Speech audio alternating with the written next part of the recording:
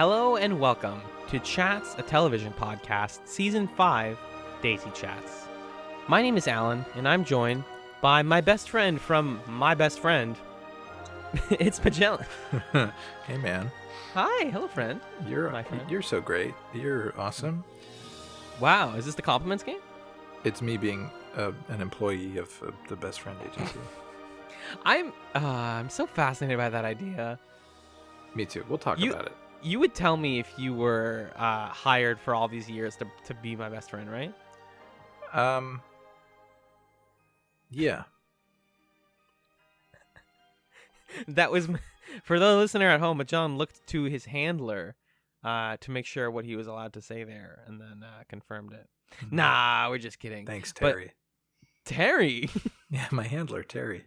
Oh, okay. What's Terry's last name? Cruz. Wait, the same? Yeah, it's Muscle Man. The actor? The actor. Yeah, that's right. Anytime I get to use the actor in any sentence. God, Ready Player One has a thing called the Zemeckis Cube. Ugh, I'm done because it makes you go back in time. Oh, no. We were just talking about that before we started recording. Yeah, sorry, people. My mild spoilers for the god-awful train wreck that is Ready Player One, the movie. Yeah. This is DaisyChatz. This is not the Ready Player One podcast. Yeah, if you're looking for a transportive virtual reality experience that references popular culture, then, listen to us. Altered reality, audio reality. Just kind of pretend we're walking. You know what you can do? You're listening to us like on the subway. Just pretend that every time you turn your head, we're behind you, and we keep like turning our heads. Yeah, we're like kind of massaging your shoulders or something. Yeah. Oh, you have very tight shoulders. My goodness. Kind of bony, but in a charming way. Oh, your bone is poking out now. Oh, you're a Tyrannosaurus. Wow. Oh goodness. Oh, you're eating me. Oh. Oh, boy. I do like this. Anyways, now that we're inside the gaping maw of a Tyrannosaurus Rex, let's talk about pushing daisies. Because what else is there to do in here? Yeah, it makes total sense. Right. Up. These things track. It's just logic. It's just deductive reasoning. It's just a mixed race rapper talking about social justice. It's just logic. Oh, I thought there was someone I didn't know about named deductive reasoning. He's like the hot new thing. He's what the kids are into. He's the guy who made the Kiki meme. We're cool. This is DaisyChatz. We talk about pushing daisies and also memes. This week, we watched the usual 2 episodes. We watched Season 2, Episode 3, Bad Habits. We also watched Season 2, Episode 4, Frescorts. We are first going to be discussing Bad Habits, which was written by Gretchen J. Berg and Aaron Harberts. It was directed by Peter O'Fallon, and it aired October 15th, 2008. Magellan, what happened in this episode? The facts were these. Olive makes a friend at the nunnery named Sister LaRue. Chuck hires someone to look into her family history, but Ned hesitates to support her in this venture. Sister LaRue is found dead outside of the belfry, and Olive hires Emerson to solve the murder. The resurrected nun says she was pushed out of the bell tower by someone looking for her diamonds, and Ned laments using his power in a place of God. Emerson and Olive find a hollowed-out wall with forbidden supplies in the nunnery, and it turns out Sister LaRue was smuggling contraband for her fellow nuns. Emerson and Ned find LaRue's secret tunnel out, and Chuck impersonates a nun to learn who would have a motive. Oh. I was just giving you a clean half of that phrase. The tunnel turns out to lead into the back of a German butcher's restaurant, and he ties them up for intruding. The chef, one Hansel von Getz, fell in love with LaRue when she first found the secret door. They eventually set up an agreement where he would make food for the nuns in exchange for what he thought were authentic Italian truffles, the diamond of the table. Von Getz won't rest until his love's murderer is found. Olive lets it slip to Ned that she knows a secret about Chuck, and he figures it out through a game of charades. Ned and Chuck debate her current situation and whether or not he should touch her so that she can move on. Olive suspects that it was Mother Superior who killed LaRue. The nuns surround her and Emerson, while Ned offers confession to another priest. They swap seats, and Ned reveals, in the eyes of God, that the reason he avoids conflict stems from his issues with his father. This tips off the priest that he's been lying the whole time about his identity, and Ned is locked away. The priest drops his dirty clothes off with Olive, who then suspects it was in fact him who pushed LaRue off the bell tower. While investigating the crime scene, Chuck finds LaRue's secret truffle lab, and she mysteriously falls out of the tower. It was actually Pigby, the pig, sniffing out the truffle lab who pushed LaRue out of the tower. Turns out Sister LaRue was Dr. Frank, a scientist investigating the creation of the perfect Italian truffle. When Superior and the priest found out, they excommunicated LaRue. Unfazed, she tried to flee before getting pushed out of the tower by Pigby. Olive agrees to head home with Ned, and Ned tells Chuck about her mother. Happy to finally be at peace, Chuck fills in her family tree once and for all. Aww. Yeah. So it's a meaty ep, my dude. It's very meaty, but the thing is, I kind of like this meatiness. I think it is to the episode's favor that it's a really busy episode. Yeah, it's certainly capitalizing on... it feels like kind of the finale of the first 3-episode arc of the season, because it is capitalizing on the development that's been put into the setting of Olive at the nunnery. We already know the tone of that place, and so it actually is very affecting for that to be a place where a murder occurs, because it's unsettling in a way that is engaging, I think. It can feel sort of hokey sometimes with the show when it contrasts bright, colorful, friendly, whatever stuff with people are dead. But I don't know. I liked that it was a place that we had seen a lot before, and that we'd probably just thought Olive's going to be at the nunnery for a while and then she's going to come back and it's not a big deal. And then suddenly it turns into a setting much in the same way as other settings in the show. And then it also was capitalizing and putting some sort of not a final ribbon on the Chuck's mom is Lily storyline, but it certainly moves it forward in a way that I didn't anticipate was going to happen this early on. So this episode actually surprised me with how important it ended up being, given that it's taking place third in the season. Yeah, I'm consistently impressed how quickly things are happening in the show. Especially I feel like in this season, we've set stuff up and already knocked it down in really satisfying ways, and in ways that don't feel rushed. And I mean, you spoke earlier also about the sometimes hokey juxtaposition of quaint and dark. And I think that's the point of the show. It's okay if it's a little hokey because that's what it is. Yeah, right. That's the bread and butter. That is the manner that this show works with. The shot where Olive is in the bell tower, or she's on the ground, and she's thinking about how cool Sister LaRue is, and we spend most of the cold open being like, wow, you know who's cool? My one friend that I met at the nunnery, Sister LaRue.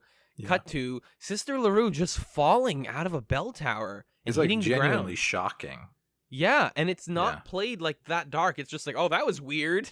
My friend just died, and immediately we have the father being well, that was a suicide, and starting to talk about the whole suicide is a sin in Christianity thing. That's interesting. I mean, I've known that for a while. My family practices Christianity, and it's one of those things that not a lot of people talk about because it's not something you think about every day. But I'm pretty sure there is textual evidence in the Bible that they consider self-harm a sin. That's pretty fucked. Yeah, if you ask me. Well, because it harmful negates for conversation about it. Yeah, there can be no conversation about suicidal thoughts, because I mean that's just the general problem with sin as a framework for morality, that there are things that you can do that are wrong and that taint you or damage you in some way. I think that in my opinion, in order for us to live in a society in which people do the right thing, I don't think that sin is a very useful idea. Interesting. Because I think it keeps people from having restorative conversations when they do something that harms somebody else. You know what I mean? And this is the problem that the nunnery runs into with Sister LaRue, is that it's really easy for them to, instead of thinking about the what and the who and the why of how she died, to say, well, she killed herself because people didn't like her, and we did it. They want to brush this under the rug. Right. And it turns out none of them killed her. They could have figured it out pretty easily if they were able to have an honest conversation about well, we knew this was going on and this, and she was up there and I was up there, but then I left, and Right, but preventing that yeah. conversation prevents the crime from being solved, even, which ends up being interesting because I don't think this episode necessarily portrays religion as bad. In fact, I think it has a lot of No. positive things to say about faith. Yeah. Both in the fact that Ned spends a lot of the episode like feeling uncomfortable about like dealing with the morality of using his power in a place of faith, because he is in a lot of ways doing a thing that Jesus did in the Bible, and they point that out, and he's like, yep, that feels weird to me. I was raised to think he's the guy who does that. I shouldn't be able to do that. This is bad. Yeah. And like that is the Catholic part of Christianity. That is the guilt. That is the like, I can't ever ascend to the lengths of God. Yeah. But then you also have Olive, who is like genuinely saying at points that she has gotten a lot out of being in the nunnery and like giving up stuff and pledging herself to this faith. And she's like, I feel like I came out of here a different person in a good way, and I have improved because of my experience here. And that's really nice to hear. Well, I think this episode is affirming of the things about religion in the abstract that are good. A devotion to just a lot of this episode to me is about like the freeing quality of confession and truth. That if you are fully honest with yourself and with the people around you, that is a relief, and that makes life easier to live. And I think this episode confirms that, but also sheds light on the fact that there are different ways in which sometimes religion can get in the way of true self-actualization or self-acceptance or honesty. And we have to be critical of the way that our institutions are constructed to make sure that they are doing what they're supposed to do, instead of keeping people from themselves and keeping people from living a life that is a life that would make them feel good. Right. It's the sense of completeness, and it's this sense of God, believe it or not, this episode got me thinking about like the idea of white lies and the freeing feeling of telling the truth.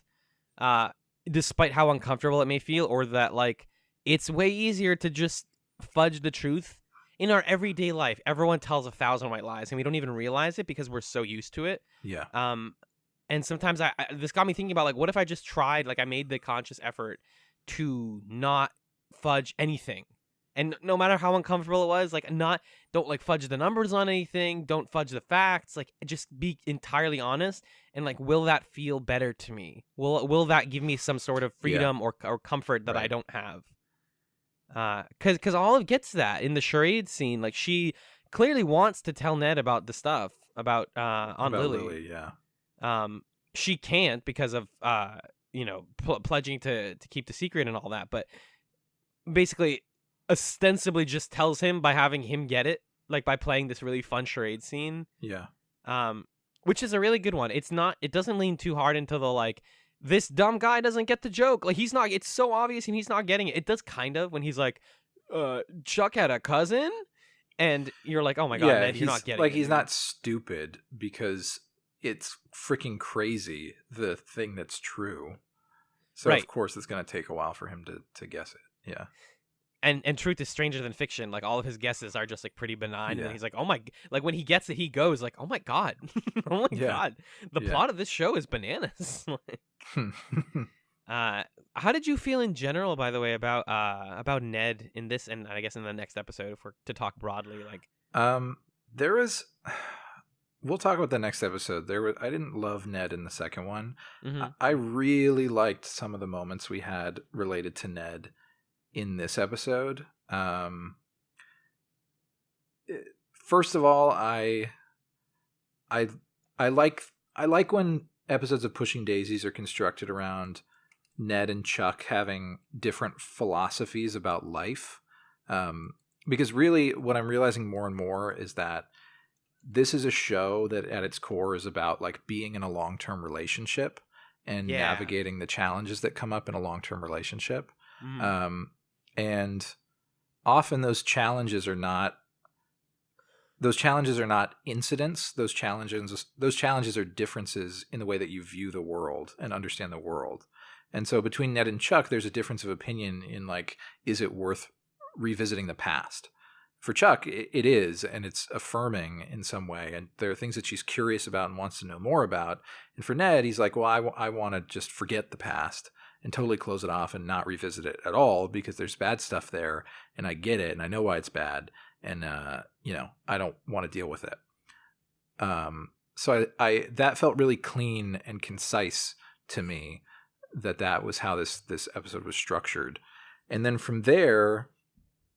You get really with Ned. There are two scenes with Ned that I absolutely adored that relate to his arc in this episode. One of them was when he's talking with the priest, and he's confessing.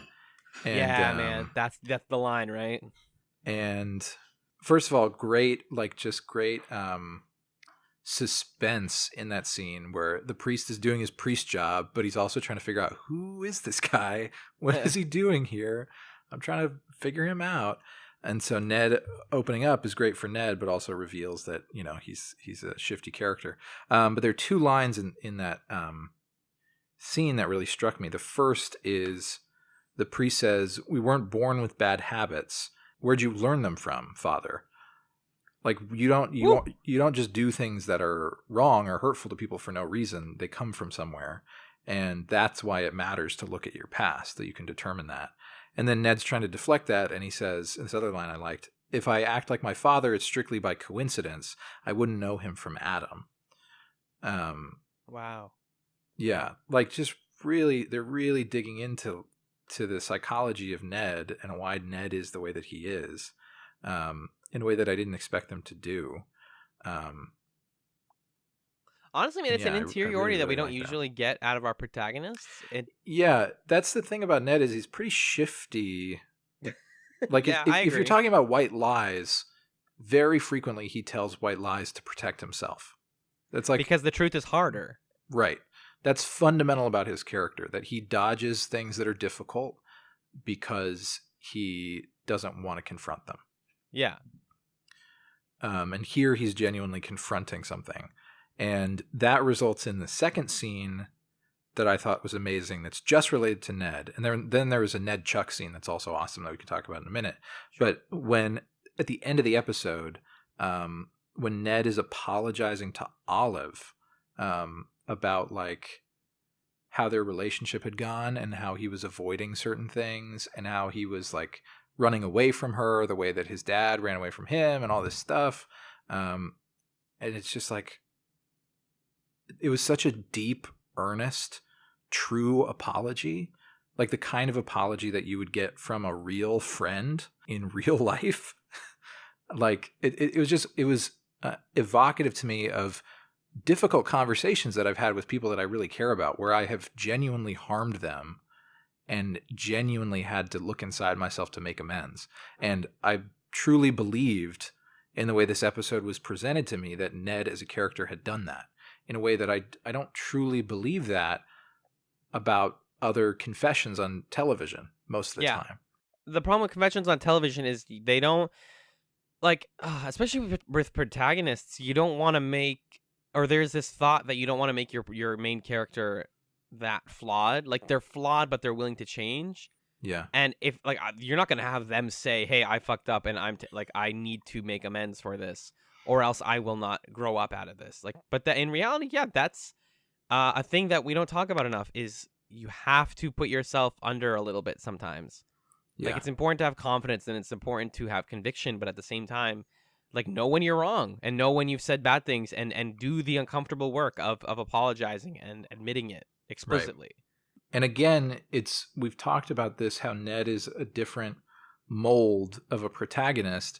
And I think this is really important for our society, that we have characters and role models who can show what it looks like to genuinely try to improve yourself for the sake of the people around you. I don't think that that's something that we see enough. And I think that I'd like to see more characters in fiction or in television, I guess, specifically doing what Ned is doing right here. Yeah, like stand up and realize, I fucked up, I was mean to you. Yeah, and this has to be different. Right. Yeah. Is this also, and then maybe this is one of the scenes you're going to mention, sorry, but the episode with the Ned and Chuck conversation where they talk about is she alive or not? Yeah. Yes, dude. Frick, man. That's a lot. So heavy. But that's exactly what I want. That's what I want out of that relationship. Yeah. Is have that conversation. Basically, what's the impetus for that? I don't remember. They're in the chapel, and I think maybe Chuck was praying or something. And she's just kind of coming to terms with, like, she doesn't know her past and she doesn't think she's going to know it. And well, she talks about how she's never lived a life because her adult life was cut short, and now this new life is not in her hands, like that whole thing. Right, like she's just so closely tied to Ned, and she's trying to get some freedom from that, but it maybe feels kind of hollow and all those things. And yeah, she just goes for it. I mean, it's a delicate balance to strike with this show because it usually plays things so light. Right. For Chuck to be like, hey, I've been resurrected, and that's fucking crazy. Yeah. But it worked for me because you can't go the whole show with her never acknowledging that, you know. And it also this episode brings up for me with it being so closely tied to religion.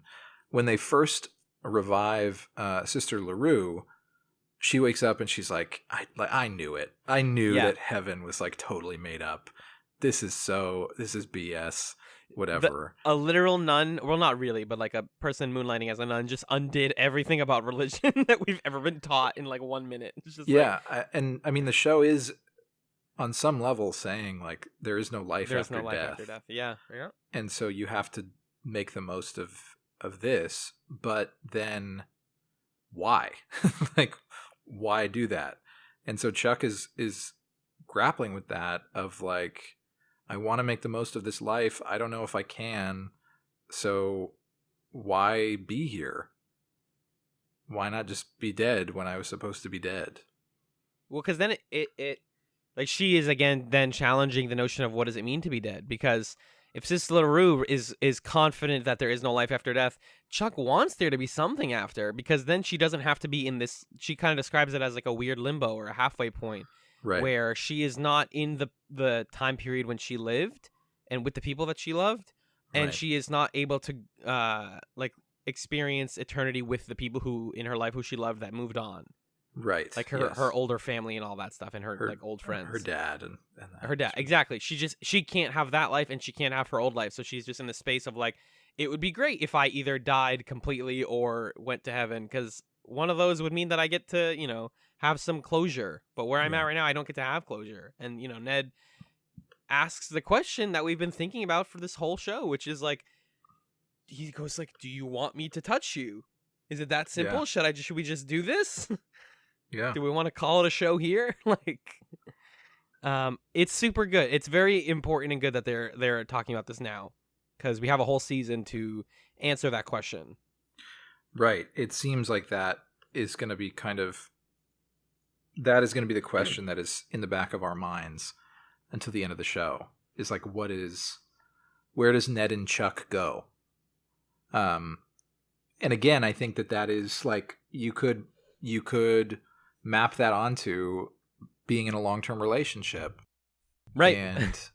And the question is like, how far does this relationship go? And they're sort of navigating things and trying to figure things out. And maybe at the end of it, they decide, well, we really care about each other, but this situation is not good for either one of us for XYZ reason. So we might have to go our separate ways. And just in the context of the show, that means she dies. But that is the analogy anyway.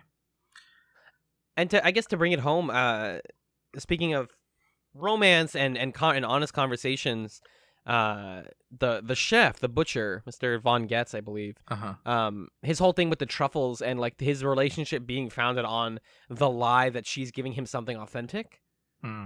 Because what she's trying to give him something authentic, because her whole experiments are like, I want to make out of nothing, or I want to synthesize real truffles. Mm-hmm. I want to go again, like basically like alchemy, you know, but with food. And he talks about how much he loves food, and the way that they bonded was she accidentally stumbled onto the bookcase that goes into his restaurant and was like, "Hey, buddy, I got these truffles. If you can help me get these nuns, they're contraband." And he's so passionate about her and wants her back, but he doesn't know that, you know, none of that is real. Those aren't real truffles. Those aren't the things that you want. They're not the diamond of the table. Yeah. The thing that she's giving you. Yeah. There's just a lot of talk about like honesty and like relationships being founded on either lies or half truths. Right. Yeah. But the episode goes on, and you know, we find out about LaRue's whole past, and then continuing the comparisons to like Scooby-Doo and stuff, the reveal being like it was Pigby. I guess kind of takes the like emotional weight off of any main character. Yeah. For having to deal with it, because wasn't the priest's name like Father de Donde? Is that him? I think they made up that name. Oh, that makes more sense. I was gonna say, because there's no way that like funny. I think they just call him the priest. Yeah, I don't remember. There's no way there. It would be really weird, but it would be very Pushing Daisies to have that like super honest confessional scene, and then him at the end to be like, "Thank you, Father de Donde." Right. Be super strange. No, I think that was the name that Ned made up for himself. For himself, right? Like yeah. Yeah. He could have there. I had multiple points when because I did this new thing this time where I wrote the summary as I watched the episode and just added to it. Yeah. And I had to go back and be like, wait, I kept writing, and then Mother Superior was the killer, and then later I'd be like, but actually the priest was the killer, and then I'd be like, but actually it's the pig, because the like probably the most red herrings out of any single episode, which is fine. I think there is a narrative purpose to red herrings, you know. Yeah, well, I think in this episode, what it's getting at is that it was nobody's fault. Yeah. But like in this environment where people are misleading each other and when they're not being totally truthful, it follows naturally that people want to assign blame or that people feel guilt even when they didn't do anything wrong. Yeah. And so that is sort of ultimately, I think that's the point that the episode is making. The villain of the episode is dishonesty. Yeah, Christianity. No, dishonesty. You're right. And like self honesty. If there's a word for dishonesty to the self, it's probably a good like Italian word for that. Yeah, I don't know it, but yeah. Do you have any stray notes? Oh, I got a bunch. Yeah, I just hit have me to with take some notes this time around. I like that we start the episode with a flashback to Olive's childhood instead of Ned's childhood. Yeah, that was fascinating. And then we do Emerson's childhood in the next one. That's pretty rad. Apparently, a Saudi royal gave Olive her first horse. So that's just a fun piece of backstory there. She did the classic kid thing of going, I want to go to. They're like, instead of her going to China, she just dug straight to the center and then went right, because that's how you go to the Middle East. I'm just realizing the joke right now, actually. But she does it, and then, nothing happens except she hits a fossil, and then a Saudi royal comes and gives her a horse. Right. And that's how she learned that you can get whatever you want, and you shouldn't accept no for an answer. I've always wondered why those mushrooms are called truffles, but also we have chocolate truffles. Do you want me to tell you why? Yeah, sure. Let me just shatter your brain. It's because they look like the mushrooms. It's the same reason you call chocolate turtles is because they look like turtles. It's true. They're called. That's why they are. All right, cool. Chocolate truffles are just balls of chocolate, like rich balls of chocolate with a sprinkling on top of them. Yeah. Truffle mushrooms are mushrooms that are often used to be as seasoning on top of like Italian food. I see. But they also physically look similar. I see. I'm looking at the mushrooms now. All right. Those dang mushies. Yeah. All right. Well, cool. Real quick, are you pro or anti-mushroom? I like a good mushroom. It's sort of a contextual thing. I feel like everybody I ask either loves or hates mushrooms. I certainly don't hate them. I like them on a pizza. I like them in a dish. I like them in a risotto. Oh, in a risotto. A mushroom risotto. Some peas maybe. Oh, man. Cream of mushroom. Oh, man.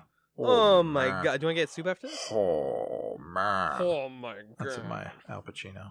Oh, okay. Do you want to hear my Al Pacino? She had a great ass. Damn it, you took the line! That was the only line I could do!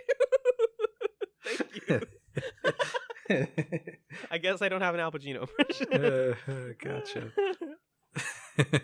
I liked pretending it towards the beginning when the Heredity guy or whatever left Chuck's apartment, that it's like, oh yeah, Chuck's secretly having sex with this waifish bald man. Yeah.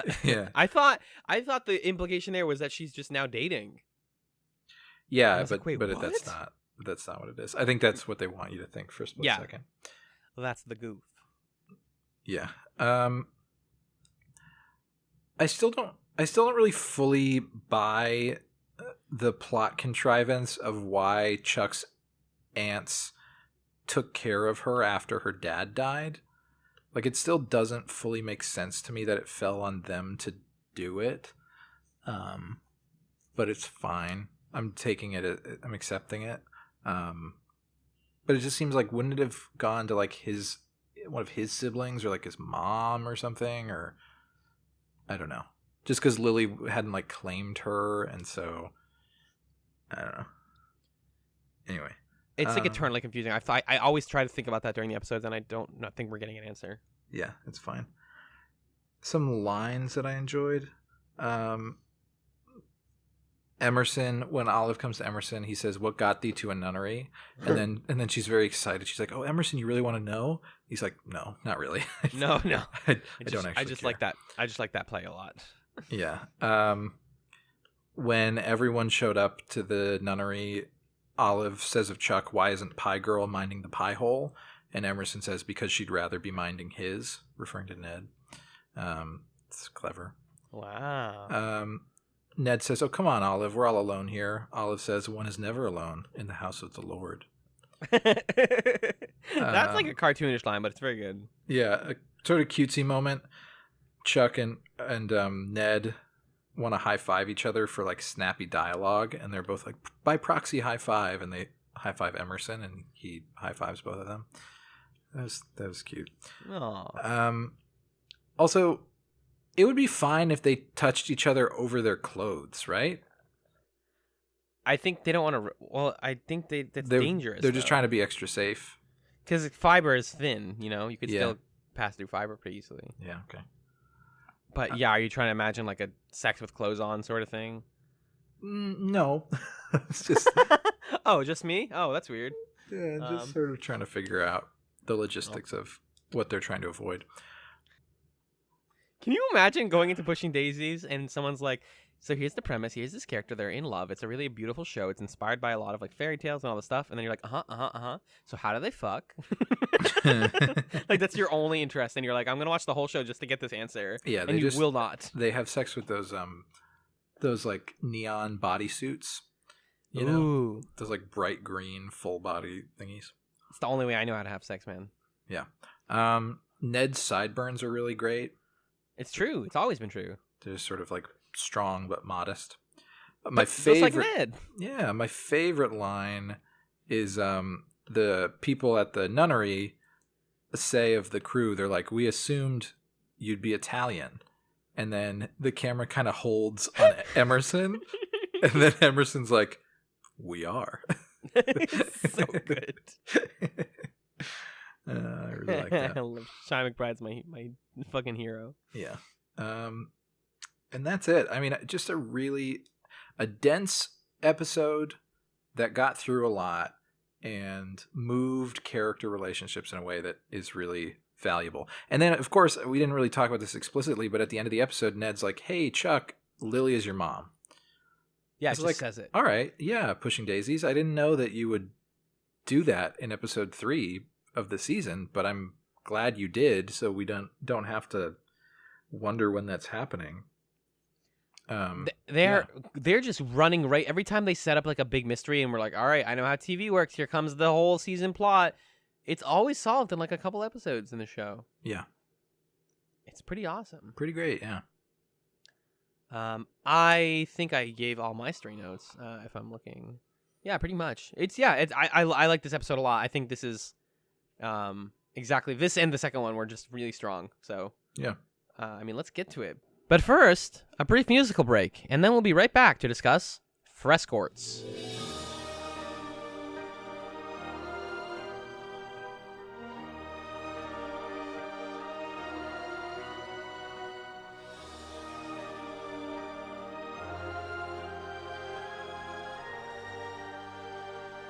Welcome back to DaisyChatz.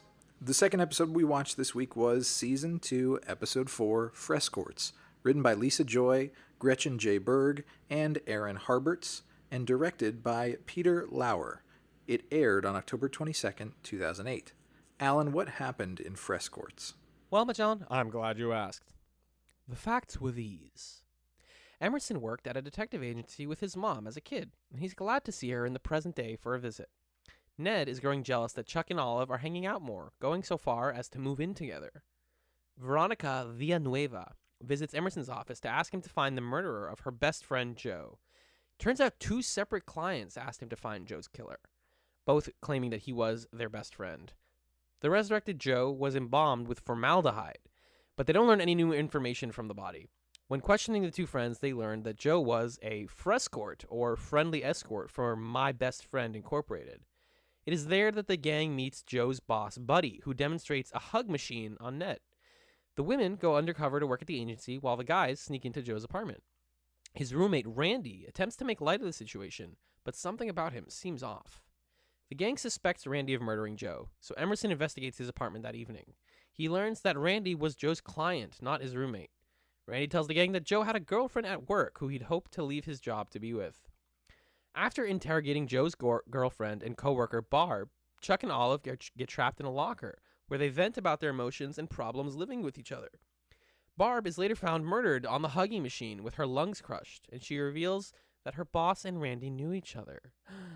They find the body of one Ares Christopoulos in a mannequin in Buddy's office, who confirms that Buddy killed him as well. It turns out Buddy, so desperately wanting a friend in high school, pretended that him and Ares were friends before getting bullied by the entire team and killing Ares in a rage.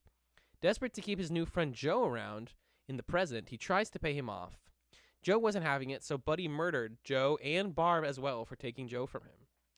The gang apprehends Buddy after a big freaking fight and all this sort of cool stuff, and then we have a nice ending where they set up a meet and greet for the best friends' former clients. And everything eventually works out for everyone, including Ned and Chuck. As she departs, Emerson's mom recommends that he rewrite Lil Gumshoe to be a more hopeful story so that his daughter will want to come home. And then Chuck gets naked for Ned.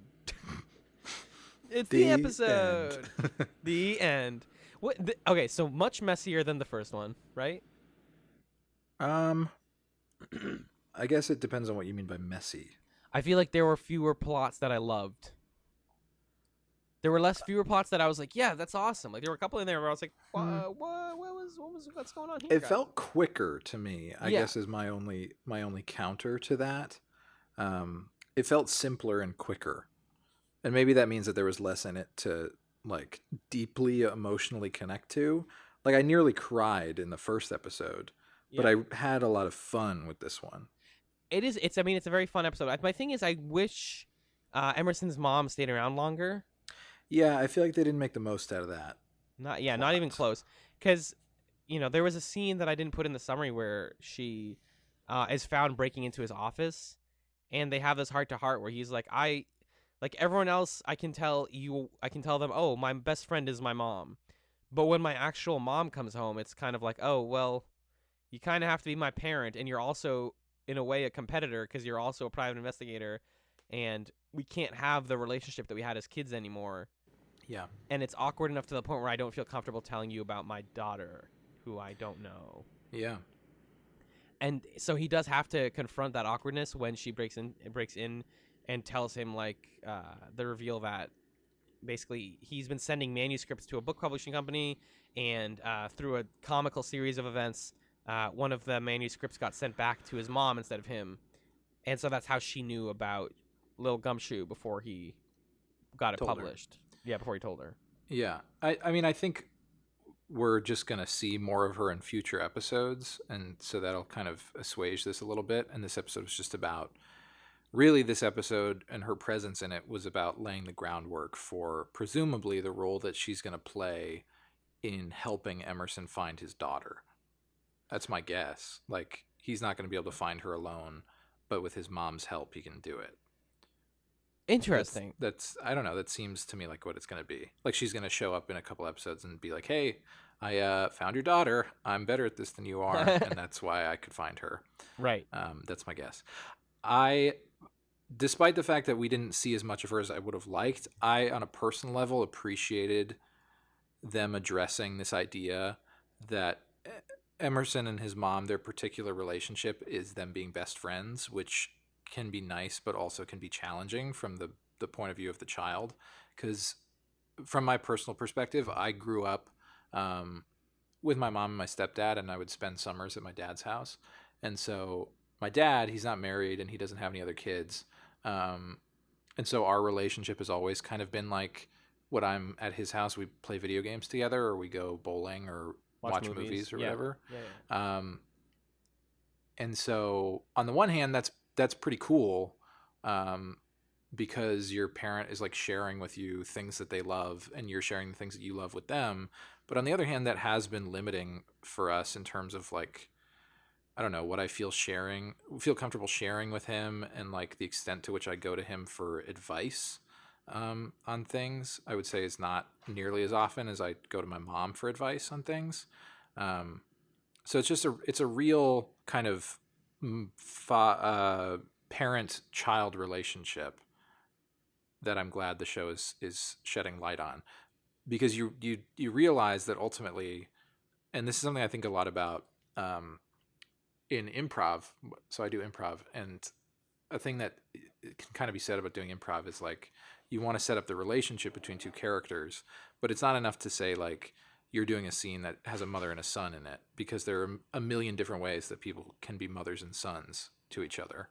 And one Many of those which ways are not biological. Yeah. Well, I just mean like a biological mom and son can treat each other in millions of different ways that could look more like some other kind of relationship. And so, there's a world in which this episode, Emerson's mom is like the classic TV doting mom who like squeezes her son's cheeks and like loves him and stuff. And instead they went for something that felt more real to me and more complex. And I appreciated that.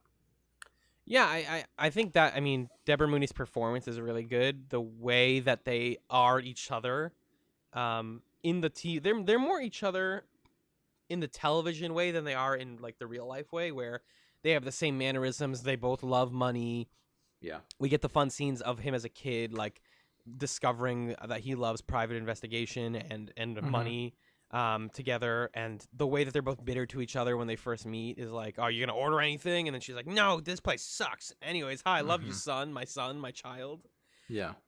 Like they're really, it if anything, it sheds a lot of light on Emerson and reminds us that he is a person with a past beyond the show and like a life outside of the show. Yeah. That doesn't just come from being a caricature, but comes from an upbringing. And it sheds light on why it's hard for him to connect with other people. Like why it was hard for him to talk to Ned about his daughter. Why it's hard for him to I don't know, see himself as a father, and why it's hard for him to navigate the situation that he's in, because he just hasn't really had a relationship in his life that is the kind of classic parent-child relationship that you would expect.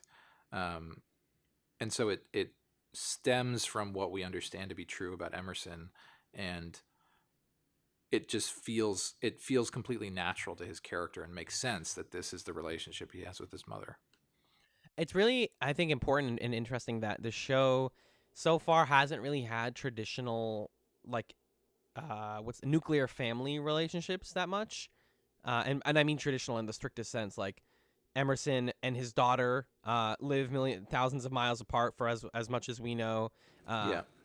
Him and his mom have more of a friend relationship than they do have a mother-son relationship.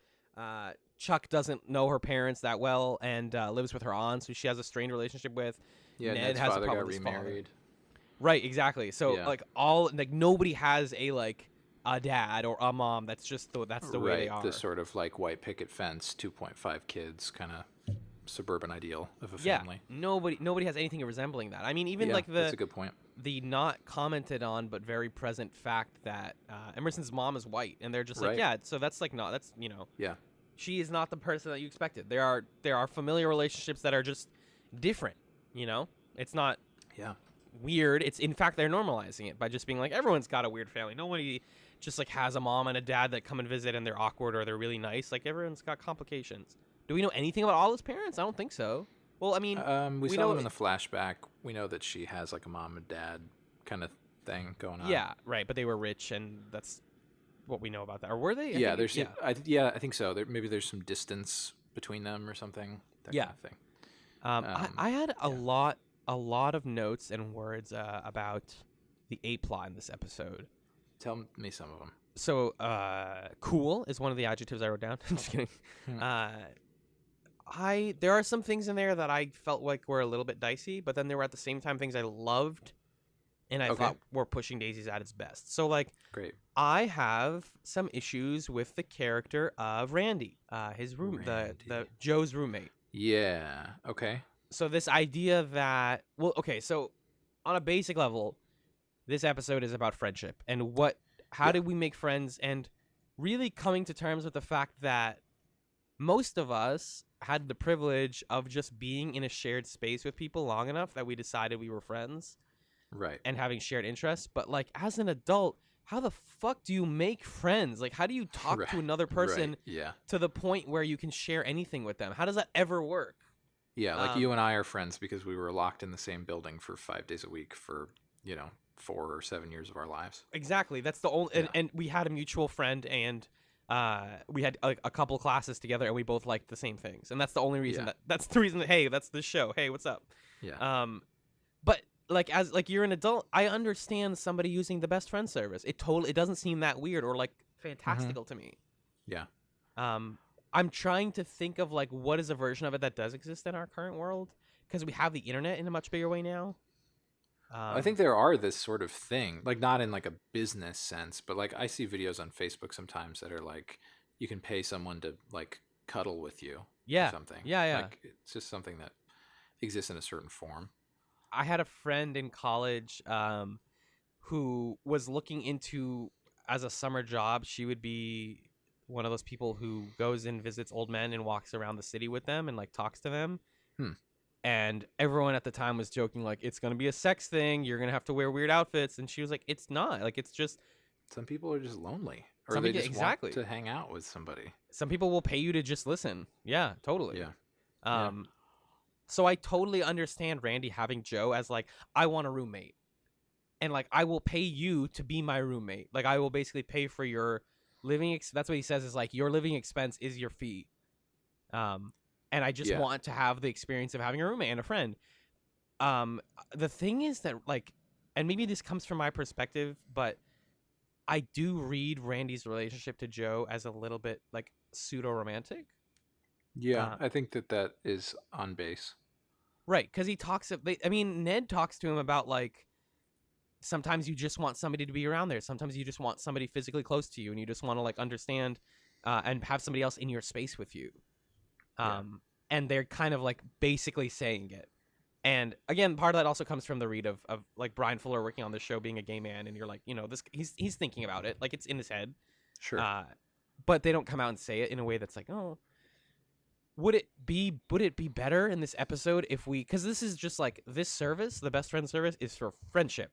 They don't talk about it being for like the Villanueva girl is like, I'm attractive, but like the guy doesn't like have sex with me. It's not like a sex thing. Yeah. I just like having a person. Basically what she says, and this is also kind of dicey, is like, I wanted to talk to a guy who didn't like ogle me and like treat me weirdly. Right. And I basically paid to keep those boundaries. I mean, I guess my question is like, how different is friendship from romance, really? Yeah. At the end of the day, like it's not that different.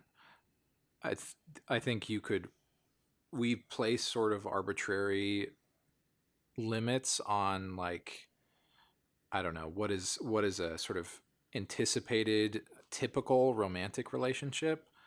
But at the end of the day, romance is really just a kind of friendship where you sort of allow yourself to share more and where there's like physicality to it. And so a longing for a particular friend is not that different from an unrequited love. So I don't think it ultimately matters if we like say that Joe considers himself queer. I don't think that actually makes a difference because he is, like, everybody's in love with their friends, I think, on a certain level. Right, and what different and again, since they don't say, like, now we're just talking about like what is the difference between romance and friendship. It's a super blurry line. Like the whole And I think that it would have detracted something from the episode if the episode were to explicitly say that Joe had romantic feelings for Randy, because then I don't know, because then I think people would have read it as like trying to make this, and that, this isn't great that we always sort of make characters representative of whatever group they're a part of. Mm-hmm. But I think people would have read into the Joe character as being representative of queer romance in general. Right. And that's obviously very limiting and not true. And so instead, I think it adds a lot of reality to the situation that he just at a basic level, the thing that he wants more than anything else is companionship. That's all anyone wants. It's all anyone wants. And there is a sort of romantic or even erotic charge to it. Yeah. Because I just think that exists in any meaningful relationship in your life. Especially a cohabitating one. Right. But I think this show does a good job of like making sexuality not a sort of sticking point, where it doesn't really matter if we put certain definitions on a given character's sexuality, because it's ultimately just about like characters relating to each other and wanting things from each other, and being kept from the things that they want or something like that. And I think bringing in a conversation about certain labels of people's sexuality and like putting that on top of this show doesn't really fit with what it's doing, because I think this show is trying to illustrate a world in which there is a more full spectrum of gender and of sexuality than exists in other programs. Right. And I mean, the idea of like cohabitating as friendship is persistent in this episode. Like Olive and Chuck living together makes Ned jealous, not just because he's seeing somebody who he's romantically interested in less, but also because he wants to have that physical cohabitation. Yeah, because they have intimacy. Olive and Chuck have intimacy, and they have a physical intimacy even that Ned doesn't have with Chuck, like with their secret handshake and things like that. Right. That's a good point. The secret handshake is like exactly what Ned can't have. That's kind of funny. Right. And so this show is having a more complex understanding of friendship and romance and relationships and the different factors that go into them, and what constitutes the way that you feel about another person.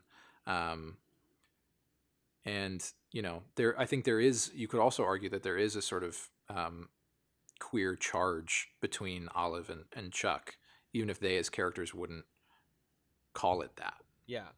Yeah. It's definitely, it's just a very blurry line. And I mean, my conclusion here is that I really like Ned and Randy's conversations in this episode. Mm-hmm. Like, because, and it kind of follows up with the last one, like, because Ned has opened up about how he feels like he has problems opening up to people and just problems being honest. Getting to meet somebody else who has that same issue and who feels isolated from the rest of society, like he opens up like a book to this guy. Yeah. I guess soon as and it's good to me because Randy is initially portrayed as like obviously the villain. Like the dude has Randy's the roommate and then killed Joe. Yeah. Oh, Joe's the guy who's dead. Yes. Okay. That's why I was confused earlier. But yeah, and anyways, Randy has formaldehyde in his room, and you're just like, this guy's like this is awful. Yeah. And the show tells you that, but then Ned is like, this guy is my new favorite person on the show. I love this man, and I want to talk to him about everything. I want to just gush. And it reminds us that, yeah, again, like, we don't have to make villains. We don't have to other people who are different all the time. In a lot of it's sometimes we can bond with people who are different, and Yeah. that's something I relate to a lot. I'm sure we all do. Is like finding something that feels personal and specific to us, and then finding that in someone else and wanting to just share everything with them. Yeah, and ultimately, what um, Randy helps Ned to realize is that you need to seek those things in yourself first. And so Ned has a like romantic revelation because of the relationship that he's able to develop with Randy. Like his feelings, he doesn't know where to place them. The feelings that he has for Chuck, he doesn't know what to do with them. And he's able to kind of place them into this conversation with Randy, where Randy's like, hey, you know, the thing that Joe always told me is you can't really be with somebody else until you can be with yourself. And yeah, the line being no good at being with someone else unless you're good with just you. Yeah. And that's sort of what the episode is about, really, at the end of the day. So the thing that still feels weird to me then is the character of Buddy. Yeah. It's very easy for them to to be like, but that guy is actually really weird. Because that guy was obsessed with friends and wanted friends just like everyone else does, but his way of doing it was weird. I can see that. Yeah. If you aren't careful in the way that you read into this episode, you can have that sort of kind of sloppy, dismissive reading. I think more accurately, what this episode is trying to posit is that Buddy is somebody who had an unhealthy relationship to himself. And that is why it was externalized as obsession with other people, because he felt like he needed attention, or he felt like he sort of looked down on himself and considered himself lesser than other people. And that ended up creating the way that he behaved. Making a monster out of like self-loathing and turning that into obsession with others. Yeah, self-loathing, or like, a lack of self-esteem or a lack of self-respect. Yeah. So they have all these different scenes of him killing people and seeing the football guy and pretending that they're friends, and then he gets beat up, and then he stabs him in the back with the Spartan spear, and we get all that. And let us cut back into the present with Barb's dead body on the hug machine. Yep. Which is another one of those things that's like played for comedy, but we also get the scene of Ned on it. So tragic. Right. Like, it's like, oh, that's so weird. Why would anyone want to use a hug? Oh, hugging is good. Like, physical contact is a thing Ned doesn't get to have, and he just gets he goes like, the narrative says, like, he pretended for one sec that it was Chuck, and it made all of his troubles go away. Like, yeah, it's that easy. Like, you can have a bunch of styrofoam and like prosthetic hands connected and make that have the intimacy of a person. Yeah. The other, just to kind of round out like this episode from a bird's eye view, and then we can talk about other specifics that we liked.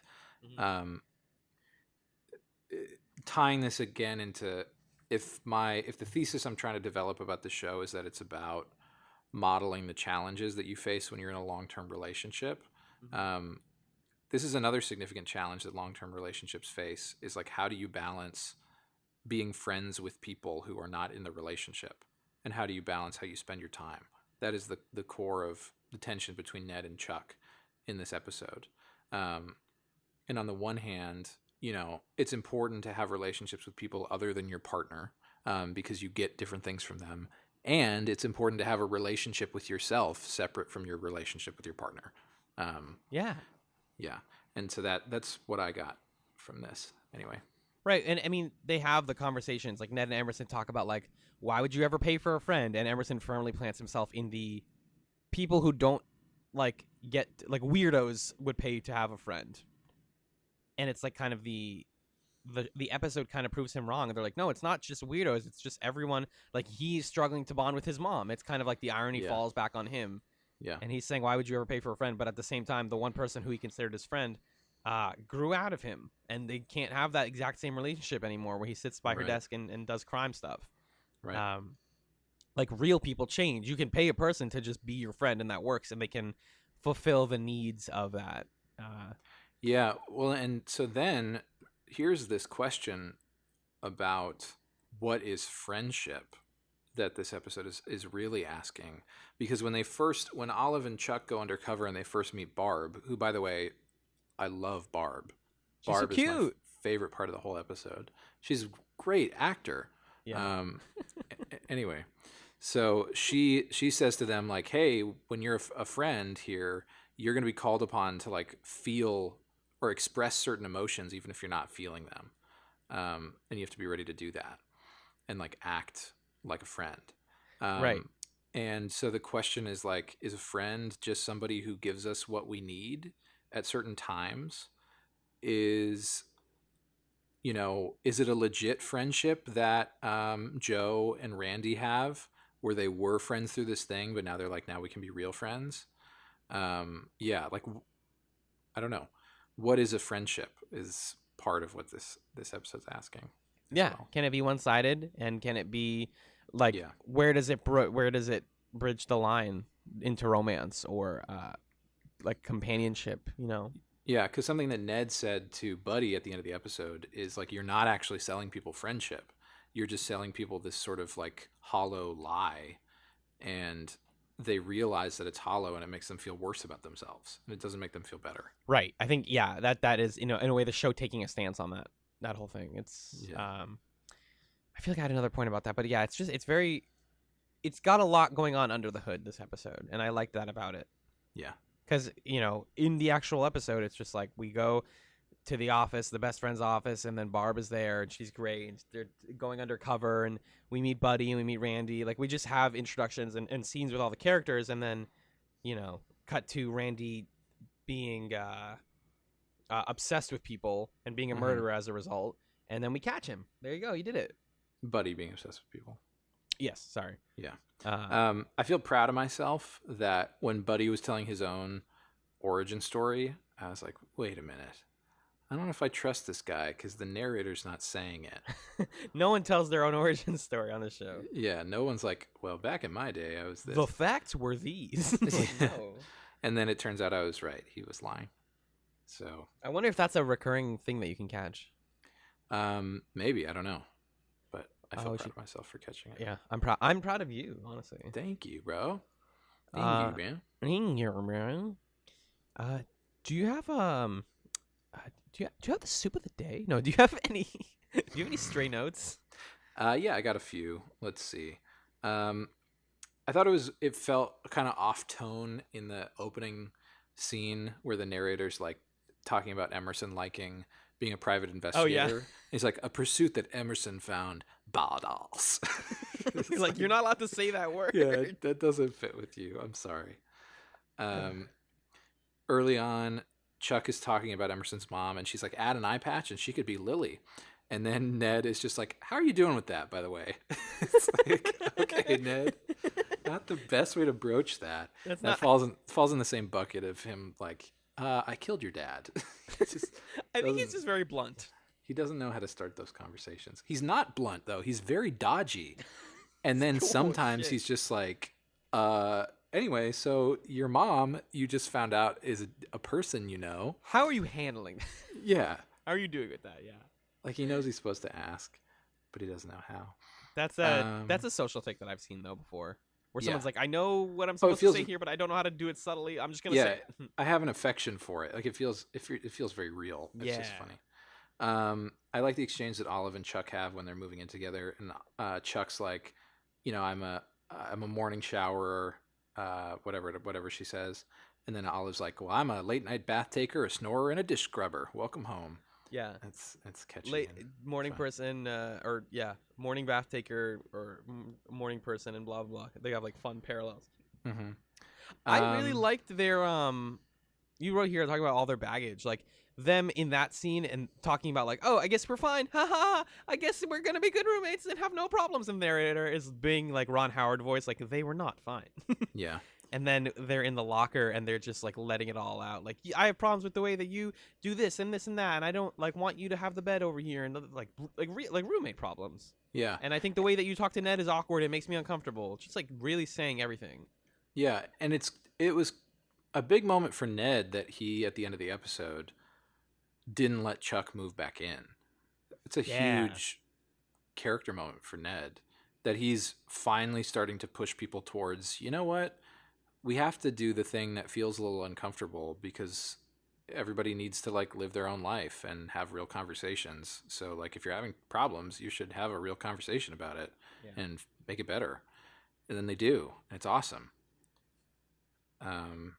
So I like that Ned is moving in that way. He's growing up. He's a big boy. Some line in here where Emerson, I think, asks, any idea who'd want to pickle your gherkin? That's kind of gross, but kind of funny. Speaking of gross, dude. Yeah? The formaldehyde. Oh my god, yuck. It's just splurting out of him. It's almost I couldn't handle it. It's almost like I wanted the show to like they were playing it for comedy, but I was like, no, that's really gross. So gross. Like they say, like formaldehyde smells bad, and then he just basically vomits and just like formaldehyde falls out of him, and you're like, oh, this is the guy who made Hannibal later. Oh god. Like, yeah. It's super yucky. I felt weird about all of the Veronica Villanueva stuff. Yeah. Like that her accent seemed really put upon. It didn't seem natural. Maybe it was, but it seemed like that actress was doing it. A voice, yeah. And then also this line was funny, but it's weird. Emerson's mom says to her, "Back when I had a rack and a couple of getaway sticks like yours, I had no trouble making acquaintances." I just like the phrase "getaway sticks" for legs, but otherwise it's gross. I'm using it though. Yeah. Let's see. Barb's dad. It was cute that Barb and Joe would do the crossword together, and they'd like do different parts of it. And she would only do the downs, yeah. Down clues. I couldn't tell if they were doing a thing there though, because at first she has a stutter, and she's like, "Please don't make fun of my stutter. That's a mean thing to do that people shouldn't do." And then they make a joke. I'm sorry for looking into this, but she says, "Oh, you're a Downy," and I was like, "Hey, Pushing Daisies, hey, what are you doing?" No, you're Downy. Like he called her Downy. As a nickname. And it was I don't think they did that on purpose. Yeah, I don't think so either. But I heard that, and I was like half paying attention at the time, and I'm like, fuck, Yeah. But no, it's not that. Yeah. And I think that's it. I thought the ending was cute. Also, not the ending. We'll talk about that in a second. But the ending where it's like this party for lonely people. Yeah, that was sweet. And then Ned's just in his apartment. He's eating some pizza. Hell yeah. Awesome. I was like, yeah, the episode can just end there and it'll be great. And then, hey, it's Chuck. Hey, I missed you. Take off my bathrobe. And I'm nude. And then Ned does this weird Ned face as if he's never seen a naked person in his life. And he's like, hey, I missed you too. That's a whole boob. Yeah. What's the point? What? That's a really weird ending because it is weird. Yeah. The 80s movie Cutaway that they're clearly referencing. I can't think of a specific example, but like everyone's seen that. Like the person, like the woman drops the robes, and then it's like, whoa. Yeah. They have sex afterwards in the movies. They can't do that. He's just gonna be like, wow, those are cool boobs. Anyways, do you want to go play it's like Scrabble? Like, yeah, that's what's the purpose of that? I mean, the weird thing about it is like, just in general, what that scene is trying to show is like their relationship is progressing and they're more comfortable with each other, and they're like things are becoming more mature in a way. And so that makes like the physical stuff seem more justified or more, I don't know, it makes it make more sense. Yeah. But then if you start thinking about the specifics, you're like, okay, so I guess they go and they sit on Ned's couch and they like masturbate next to each other. I guess that's what they do. They could just sit across from each other and just honk away. Yeah, I mean, sorry. Yeah, and I think I'm guessing that's what they. Can I take that line again, Magellan? Oh yeah, take it as many times as you need. Maybe I'll get it to work on take 3. Yeah. That's just the two of them just like cranking away. No, give it another go. How about just the two of them just kind of blue blobbing away. blue blobbing. I don't want to go down this hole anymore. Just both of them just splurching. Oh no, that's my favorite Addams Family character.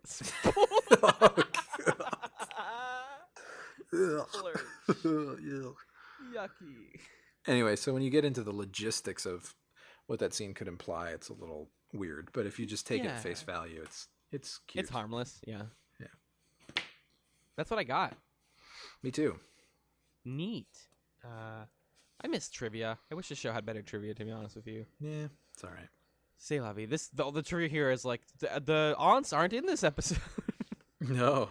They're credited but not in the episode. It's like, great, that's awesome. Good for you guys. See. Yeah. Magellan, do you want to tell the kids at home what we are watching next week on DaisyChatz? I would love to. How do I do that? Wikipedia or Amazon? Shut up, bro. Shut up, bro. All right. Shut the fuck up. I'm there. I have it open. Wow. Okay. Yeah. So get off it. No. Oh, I sorry. might burp. Hold on. I might burp.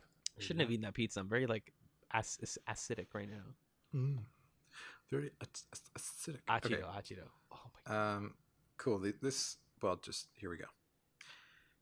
Next week, we are watching 2 episodes of Pushing Daisies, Season 2, Episode 5, and Episode 6. First, we'll watch Season 2, Episode 5, Dim Sum, Lose Some. Uh-oh. The wife of a murdered chef, Bao Di, hires Emerson to investigate the death of her husband. So Ned, Emerson, Chuck, and Olive all go undercover at the Chinese restaurant where the murder took place. Meanwhile, Ned encounters a mysterious man who claims to have ties to his past, and Emerson is reunited with polygamist widow Simone Hunden, played by Christine Adams. Oh boy. The second episode we'll watch next week is season 6. The second episode we'll watch next week is season 2, episode 6. It's Magic. Famed magician the Great Herman, played by Fred Willard, hires Emerson Codd to come to the Conjurer's Castle to track down the killer of his animal assistants. Meanwhile, Ned makes a discovery of his own at the castle involving his newly found half-brothers. Whoops. All right. We'll spoiler, but that's okay. Remember like season 1 or season 2 episode 1 where it was like also Ned's dad is here anyways, moving on? Yeah. Are we ever going to get back to that? I guess that's what we're doing. Mm-hmm. Love Fred Willard. I don't want to Google anything about Fred Willard because he's in exactly that age where if I Google him, I'm going to find out that he's like a Trump supporter. And I just don't want something to. like that. Fred Willard. No. Politics. No, this is a cursed search, Magellan. You can't like what you're going to find. He's an improv comedian. There are no good improv comedians. I'm sorry. It's okay. The roast of Magellan. Oh, he was arrested in an adult film theater, I guess. Oh, he pulled speaking of Pushing Daisies, he pulled what's Pee Wee Herman's name? I always forget.